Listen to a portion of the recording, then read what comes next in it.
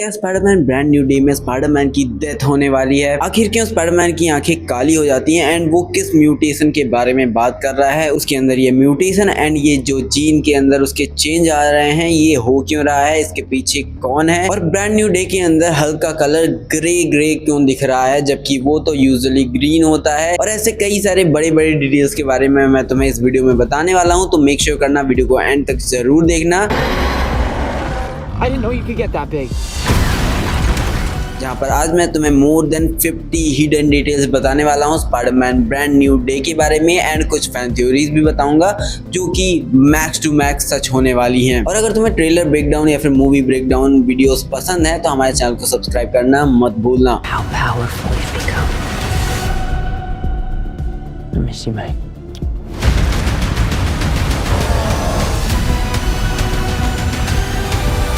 और चलो स्टार्ट कर लेते हैं स्पाइडरमैन के ट्रेलर से, जहाँ पे हमें पहला शॉट दिखाया जाता है। स्पाइडरमैन उड़ता हुआ आ रहा है, वो कई सारे बोर्ड से लाइट से टकरा रहा है एंड स्कॉर्पियन वहाँ पे खड़ा हुआ एक पुलिस वाले को अपने हाथों में पकड़ा हुआ होता है। स्पाइडी वहाँ पे गिरता है एंड स्कॉर्पियन वहाँ ऑलरेडी किसी से फाइट कर रहा होता है, यानी कि स्पाइडरमैन को या तो किसी ने मारा है या फिर धकेला है एंड वो आके उस गली में गिरता है जहाँ पे स्कॉर्पियन है। या फिर इस सीन का एक और पॉसिबिलिटी ये हो सकता है कि स्पाइडरमैन के पास नई नई पावर्स आ गई हैं जिसको वो अभी भी कंट्रोल नहीं कर पा रहा है, वो अपने वेब्स को सही से समझ नहीं पा रहा है, जिसकी वजह से वो ज़्यादा प्रेशर या फिर ज़्यादा पावर निकल रही है, जिसकी वजह से वो जब लैंडिंग करने की कोशिश करता है तो वो लैंड नहीं कर पाता और वो लाइट्स में लड़ता है और वो स्कॉर्पियन से ही लड़ने आ रहा था। जिसके बाद मैकगार्गन एके स्कॉर्पियन उसे याद दिलाता है कि वो कैसे उसकी वजह से जेल गया था एंड वो उससे कहता है did you miss me spidey,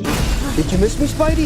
ये कह के वो उसे टीज करता है एंड उसके ऊपर अपना बड़ा सा नुकीला पूंछ उसके आंखों के आगे कर देता है। जिसके बाद हमें स्पाइडरमैन की आंखें काली होती हुई दिखती हैं एंड इसके बाद बहुत ही गंदी तरीके से वो स्कॉर्पियन को पीटता है। इवन वो पीटते वक्त इतना खो जाता है कि वो एक पुलिस वाले की कार के ऊपर उसे दे मारता है, जिसकी वजह से वो पुलिस की कार भी पलट जाती है, जो कि यूजुअली स्पाइडरमैन का स्टाइल नहीं है। वो लोगों को बहुत ही बचा बचा के फाइट करता है एंड वो कोशिश करता है जितना हो सके उतने कम लोगों को हार्म पहुंचे। जहाँ पर स्पाइडरमैन का आंख ब्लैक होना उसके म्यूटेशन को दिखाता है, वहीं पे उसका ना कंट्रोल करना भी उसके म्यूटेशन को दिखाता है एंड वो दिखाता है कि कैसे उसकी म्यूटेशन की वजह से वो अपने आप को होल्ड बैक नहीं कर पा रहा है। I am totally out of control. Even इसी के जस्ट बाद हमें वो ये भी कहता हुआ दिख रहा है कि वो अपना माइंड खोता जा रहा है एंड वो अपना कंट्रोल भी अपने ऊपर से खोता जा रहा है। और ये चीज को सॉल्व करने के लिए वो अपने म्यूटेशन के ऊपर खुद ही रिसर्च कर रहा है। उसके घर में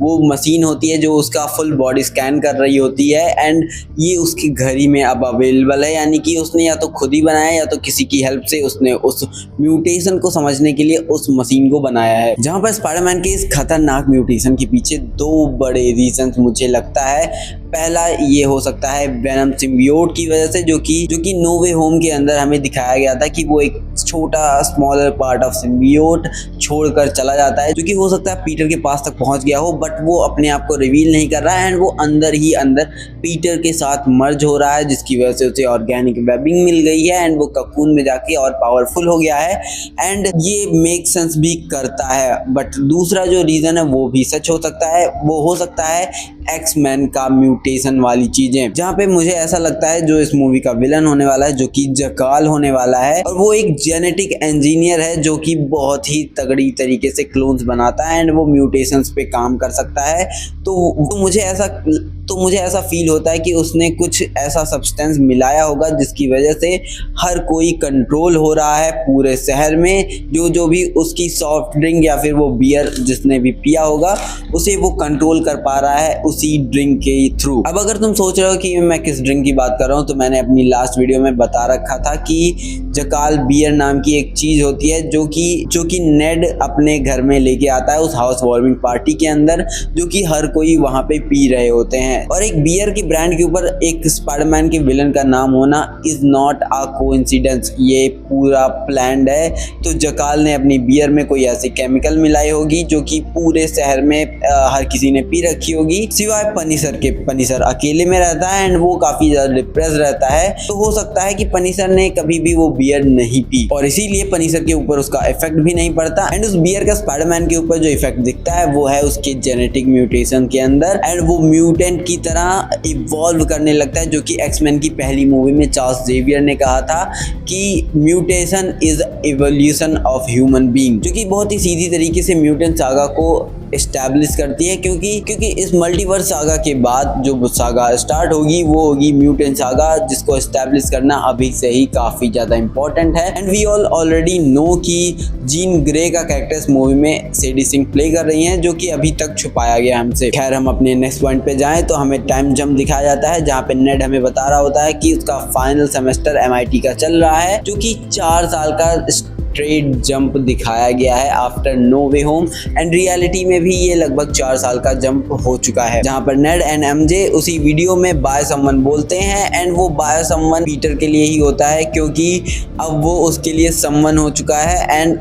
दे डोंट नो कि ही एग्जिस्ट। देन इसके बाद हमें पीटर के वेबसूटर्स भी दिखाए जाते हैं, जो कि मैग्नेटिक हैं। और ध्यान देने वाली बात यह है कि आज तक जब भी हमें स्पाइडरमैन के वेबसूटर्स दिखाए जाते हैं तो या तो वो पूरे हाथ को लपेटे हुए होते हैं या फिर स्पाइडी के सूट के अंदर होते हैं। बट एक मैग्नेटिक वेबसूटर बनाना एक काफ़ी अच्छी चॉइस है एज अ स्पाइडरमैन, जो कि काफ़ी लोगों से लड़ता रहता है एंड उसे रीलोड करने की ज़रूरत है, तो वो खटाक से अपने मैग्नेटिक वेब को उतारेगा एंड उन्हें रीलोड कर लेगा। बट वो जब अपने वेबसूटर्स को यूज़ करने की कोशिश करता है तो उसके वेबसूटर्स उड़ जाते हैं इतने प्रेशर से, उसके अंदर से ऑर्गेनिक वेबिंग निकलती है, जिसका इम्पैक्ट तुम्हें उस दीवार पे भी या फिर उस बॉक्स के ऊपर भी रखे हुए डिब्बे गिरने लगते हैं। इससे दिख जाता है कि उस ऑर्गेनिक वेबसूटर्स में कितना ज़्यादा इम्पैक्ट है, जिसको अभी पीटर कंट्रोल नहीं कर पा रहा है। एंड इसी शॉट में तुम्हें उसके पीछे वो फुल बॉडी स्कैनर भी देखने को मिल जाएगा, जिसकी वजह से वो अपनी पूरी बॉडी को स्कैन कर पाता है। और वो उसके अपार्टमेंट के ही अंदर है,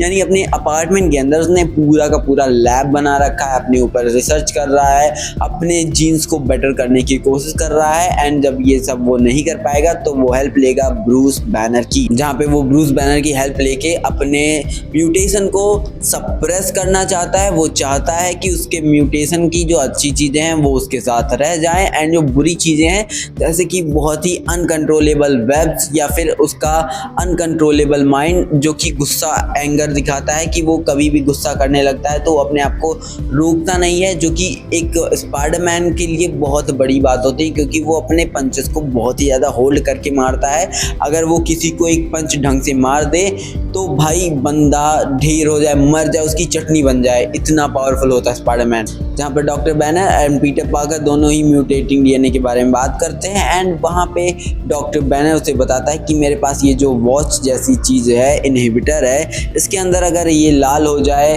तो तुम्हें समझ जाना चाहिए कि यहाँ से भागो। एंड वो उसे ऐसे एक हल्क का मतलब गुस्सा जैसा दिखाने की कोशिश करता है, जैसा एज ऑफ अल्ट्रॉन में उसने किया था। बट स्पाइडरमैन यानी पीटर पार्कर उस पर बहुत ही कैजुअली हंसता है एंड उसे लिंक जोक की तरह लेता है। If you see me with this stuff, run.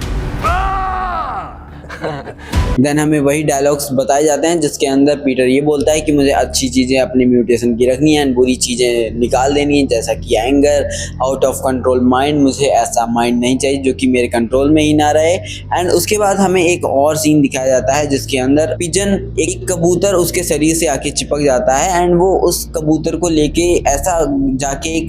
टंकी में भिड़ता है एंड वो एक शादी में क्रैश करता है, जो कि बहुत ही बड़ी चांस है कि वो शादी किसी और की नहीं, जे जोना जेमसन के बेटे की हो, जो कि कॉमिक्स के भी अंदर एग्जिस्ट करता है, जिसका नाम होता है जॉन जेमसन एंड ये एक एस्ट्रोनॉट होता है। देन हमें DODC का एक हेड ऑफिसर देखने को मिलता है जो कि बताता है स्पाइडरमैन को कि वो म्यूटेंट्स को बिना देखे कंट्रोल नहीं कर सकते और तुम ऐसे थ्रेट से कैसे ही लड़ पाओगे जिन्हें तुम देख ही नहीं सकते। एंड इसके बाद हमें जीन ग्रे के कुछ शॉट्स दिखाए जाते हैं जिसमें उसका फ्रंट एंगल भी दिखाया जाता है, बट अभी भी जीन ग्रे का फेस रिवील नहीं किया गया है, या फिर कह सकते हैं सेडी सिंह का फेस रिवील नहीं किया गया है, जो कि हमें देखने को मिल जाता है कि वो वही है, बस हमें फेस नहीं दिखाया जा रहा है। देन हमें वो ग्लासको वाली फाइट सीक्वेंस भी दिखाई जाती है जो कि काफी ज्यादा वायरल हुई थी शूटिंग के दौरान। एंड ये टैंक वाले वही शॉट्स हैं जिनमें एक बुढ़िया बैठ के, माइंड कंट्रोल बुढ़िया बैठ के उस टैंक को चला रही होगी एंड लोगों को पागल कर रखा होगा। देन मुझे एक काफी इंटरेस्टिंग शॉट देखने को मिलता है, एक वेव फॉर्म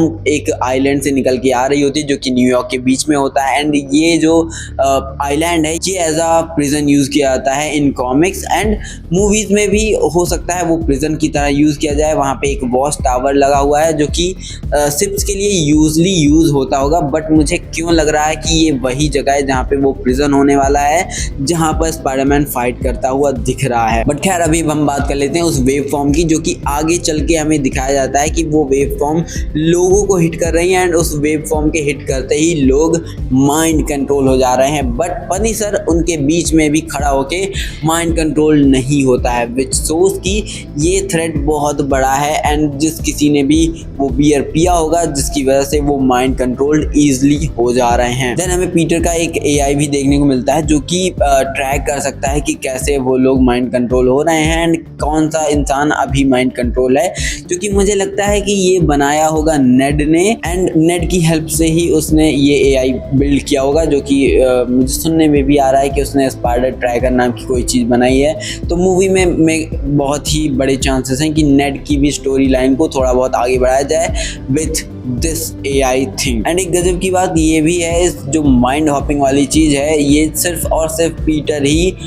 महसूस कर सकता है अपने स्पाइडर सेंसेस को, अपने स्पाइडर सेंसेस के थ्रू एंड स्पाइडर सेंसेस के थ्रू ही उसने उस AI को डेवलप किया है जिससे उसे काफ़ी ज़्यादा आसानी होगी एंड हमेशा स्पाइडर सेंसेस को यूज़ नहीं करना पड़ेगा। देन हमें नेड लीड का वो बोर्ड दिखाया जाता है जहाँ पे हाउस वार्मिंग पार्टी में सब कोई इधर उधर हो रहे होते हैं एंड नेड लीड ये आके बोलता है कि मैं तुम्हें पागल दिखता हूँ, मैं पागल नहीं हूँ, मैं ऑब्सेस्ड नहीं हूँ। बट हमें कई सारी बड़ी बड़ी डिटेल्स वहाँ पे देखने को मिलता है, जैसे कि नेड ने स्पाइडरमैन की हाइट तक नाप रखी है एंड वो कब अपीयर हुआ था ये तक मेंशन कर रहा है, उसकी एज कितनी है। तो मैं बता दूं, पहली बात उसने उसकी क्वींस की एक्सेंस पकड़ रखी है कि बंदा क्वींस का ही है, यानी कि उसी के आसपास का रहने वाला है। उसके बाद उसकी एज 18 से 25 के बीच में है, वो एक वाइट बंदा है एंड ये पहली बार अपीयर हुआ था 2016 में, जो कि कैप्टन अमेरिका सिविल वॉर की टाइमलाइन थी एंड यही टाइमलाइन में वो अपीयर भी हुआ था जहाँ पे उसे कई लोगों के ऊपर शक भी होता है जो कि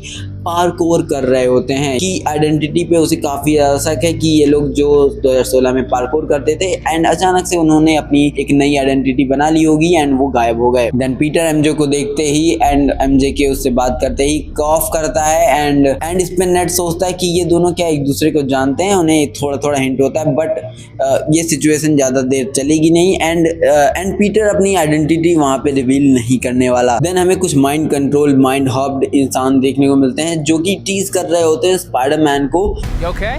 Did you get rid of that monster inside you? कि अब उसके अंदर का मॉन्स्टर कैसा है, एमजे कैसी है, एमजे की हालात कैसे हैं एंड क्या वो एमजे से मिलना चाहता है, जो कि ये दिखाता है कि वो जो कैरेक्टर हमें दिखाया गया है जो भी माइंड हॉपिंग कर रहा है वो सिर्फ माइंड हॉपिंग ही नहीं करता है बल्कि लोगों के थॉट्स भी पढ़ सकता है, यानी माइंड रीडिंग भी कर सकता है, जो कि एक टेलीकिनेसिस पावर है जो कि जीन ग्रे के ही पास है और किसी के पास नहीं है। देन हमें स्पाइडरमैन की रिफ्लेक्शन एक वाटर थंप में दिखाई जाती है जहाँ पे वो मूव करता हुआ दिखता है। जब हमें थंप की आवाज़ सुनाई देती है, मतलब ऐसे पैर धरने की या फिर धप धप की आवाज़ सुनाई देती है, तो वो पानी मूव करता है और ऐसा होता है क्योंकि वहाँ पे हल्क आया हुआ होता है। देन हमें कुछ और शॉट्स दिखाए जाते हैं जिसमें सेडी सिंह ऐसे कर रही होती है एंड उसके बाद हमें हल्क का ट्रांसफॉर्म होता हुआ सीन देखने को मिलता है, जिसके बाद हमें थंडरक्लैप भी देखने को मिलता है जो कि 2008 के बाद अब देखने को मिल रहा है। I didn't know you could get that big. I mean, can you imagine कि लास्ट बार हमने हल्क का, ओरिजिनल हल्क का थंडरक्लैप देखा था 2008 वाले द इनक्रेडिबल हल्क मूवी में एंड हमें यहीं पे पता चलता है कि इनहिबिटर भी टूट चुका है and Hulk already mind controlled है एंड हल्क के ही थ्रू वो माइंड कंट्रोल वाला इंसान बात भी कर रहा होता है स्पाइडरमैन से। अब स्पाइडरमैन एमजे को बचाने के लिए अपनी पूरी कोशिश कर रहा है एंड वो उसके अपार्टमेंट में पहुंचता है एंड उसे कहता है कि मुझ पर विश्वास रखो एंड मैं तुम्हें बचाना चाहता हूँ एंड वो उसे फ्रैंक के पास लेके जाता है जहाँ पे वो फ्रैंक से जुबान लड़ाने लगती है कि तुम कौन हो और भाई ऐसा वो करती क्यों है, क्योंकि उसकी पुरानी आदत है लोगों से बेवजह लड़ने की या फिर रूड लोगों से बेवजह लड़ने की, क्योंकि अगर तुम्हें नो वे होम याद हो तो उसमें भी वो लड़ जाती है डॉक्टर स्ट्रेंज से। और जब ये लोग फ्रैंक कासल से मिलने के लिए जा रहे होते हैं तो एक और काफ़ी अच्छा सीन है जो कि फार फ्रॉम होम या फिर नो वे होम में भी था, जो कि था एमजे को लेकर स्विंग करने वाला सीन, एंड वो काफी अच्छा फील हो रहा था, जहाँ पे फ्रैंक कैसल या फिर AKA पनिशर एक अबैंडन शिप के अंदर रहता है, अपने साथ पुराने जंक वाले ओल्ड सैटेलाइट रेडियोस को यूज करता है ताकि वो लोगों की लोकेशन पता कर सके या फिर कम्युनिकेशन पता कर सके, जो कि डेयरडेविल बॉर्न अगेन सीजन 1 के बाद से ही वो ऐसी जगह पे रहना स्टार्ट कर चुका है। देन एक बहुत ही यूनिक सा शॉट देखने को मिलता है हमें, जहाँ पे पीटर पार्कर अपने नॉर्मल कपड़ों में एक बिल्डिंग से गिरता हुआ दिखता है, एंड ऐसा लगता है जैसे कि वो आयरन मैन सूट अप वाला सीन है ना कि 2012 वाली एवेंजर्स में कि आयरन मैन गिरता रहता है एंड वो सूट अप कर लेता है, एंड ऐसा ही कुछ मुझे ये सीन भी देखने में लग रहा है। पता नहीं क्यों मुझे ऐसा लग रहा है, और ये सीन देखकर मुझे लगता है कि यहाँ पे सिम्बियोट उसको मिल चुका होगा, जहाँ पे वो फॉल करते करते करते करते सिम्बियोट पूरा उसके ऊपर रैप अप करेगा एंड सूट बनाएगा, एंड उसके बाद वो स्विंग करते हुए पूरे न्यूयॉर्क में लोगों से लड़ेगा। एंड ये सीन देखकर मुझे यकीन हो गया है कि इस मूवी में सिम्बियोट दिखने वाला है 100%, जहाँ पे हमें हैंड ग्रुप के पास एक नए इक्विपमेंट्स देखने को मिलता है, नए वेपन्स देखने को मिलते हैं, जो कि नए तरीके के टेक से बनाए गए हैं, ब्लू लाइट वाली है, एंड उनके अंदर बिजलियों वाला कुछ उत्पाद है, एंड इसका यूज करके वो स्पाइडरमैन के ऊपर मारते पीटते हैं, बट स्पाइडरमैन का रत्ती भर वो बाल बाका नहीं कर पाते उस खिलौने से, मतलब कि स्पाइडरमैन को थोड़ा सा भी उसका दर्द फील नहीं होता। ये चीज तुम्हें ट्रेलर में क्लियर दिख जाएगी। और यही नहीं, ध्यान देने वाली बात ये भी है कि ये जो हैंड के पास टेक है, इसी टेक का और ऐसा ही सिमिलर टेक स्कॉर्पियन के पास भी है, यानी कि कोई इन लोगों को सपोर्ट कर रहा है, वो जानबूझ के स्पाइडरमैन के पीछे भेज रहा है। जहाँ पे स्पाइडी इंजर्ड जहाँ पे इसी के बाद जेल के अंदर स्पाइडी हमें इंजर्ड दिखता है, एंड उसकी आंखें काली हो जाती हैं, जो कि दिखाता है वो पावरफुल होने लगा। एंड उसके बाद जिस तरीके से वो हैंड के बंदों को अपने जाले में ऐसे फंसाता चला जाता है, इट्स ऑसम शॉट भाई, क्या गजब का शॉट दिखाया है तुमने। देन हमें स्पाइडरमैन आंट मे की ग्रेव पे दिखता है, जहाँ पे वो मिस यू मे बोलता है, एंड उसके बाद हल्क को एम्पायर स्टेट बिल्डिंग से गिरता हुआ दिखाया जाता है, जहाँ पे स्पाइडरमैन भी होता है, एंड हल्क पूरी तरीके से रैप्ड अप है